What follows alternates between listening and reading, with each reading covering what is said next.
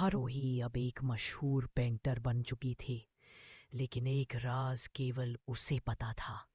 उसकी सबसे खूबसूरत पेंटिंग्स चांद की उसी जादुई धूल से चमकती थी।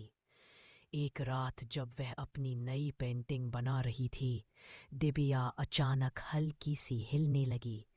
आरोही घबरा गई। डिबिया खुली और अंदर की चांद की धूल कम हो चुकी थी। पहली बार चांद धुंधला सा लगा, जैसे कोई उसे पुकार रहा हो।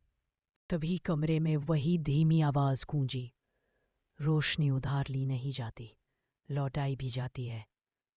आरोही समझ गई, चांद मुसीबत में है। अगले ही दिन वह फिर अपने पुराने पहाड़ी गांव लौट आई। वही छत, वही आसमान, लेकिन इस बार चांद उदास था। अचानक तेज हवा चली और आकाश के बीच एक दरार सी चमकी। दरार से हल्की नीली रोशनी झर रही थी, मानो चांद की दुनिया उसमें छिपी हो। आवाज फिर आई, अगर तुम चाहो तो दरार के पार जाकर चांद की खोई रोशनी ढूंढ सकती हो, लेकिन याद रखना, वहां सपने जीवित भी होते हैं और खो भी जाते हैं। आरोही का दिल धड़क रहा था। उसने बिना सोचे कदम बढ़ाया और दरार के भीतर चली गई। एक पल में सब बदल गया। वह अब एक ऐसी जगह थी जहां हवा में चांदी के कण तैर रहे थे। जमीन पर चमकते पत्थर थे। पेड़ों की पत्तियां सितारों की तरह झिलमिला रही थी। यह चांद की दुनिया थी, लेकिन सामने एक खतरा खड़ा था।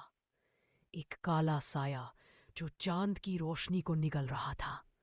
आवाज तीसरी बार गूंजी, रोशनी लौटाने की ताकत केवल उसी के पास है जिसने उसे सच्चे दिल से अपनाया हो। आरोही ने डिबिया खोली। बाकी बची थोड़ी सी चांद की धूल चमकी। अब अगला फैसला उसके हाथ में था। क्या वह बची हुई रोशनी चांद को लौटा दे या उसे हमेशा के लिए खो दे?